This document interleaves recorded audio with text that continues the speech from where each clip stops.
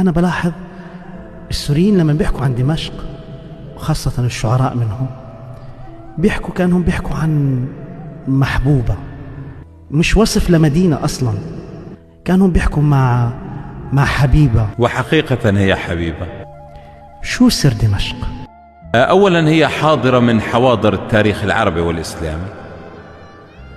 دمشق يعني كما يقول نزار قباني، يعني عن أهلها كيف عشقوا الجمال فذوبوه وذابوا، هكذا الدمشقيون وهكذا كل من يحب دمشق. يا أخي دمشق تختصرك في قارورة عطر. دمشق تختصرك في قارورة عطر؟ أبدا. كيف يعني؟ يعني دمشق تقيدك بياسمينها.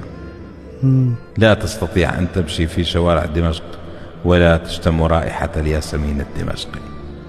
دمشق تستطيع أن تأتي بك من كل مكان في هذه الدنيا.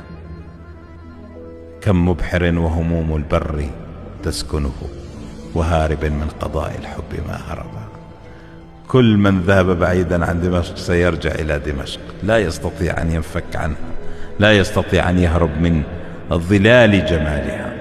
نزار قباني: أتراها تحبني ميسون، أم توهمت والنساء ظنون.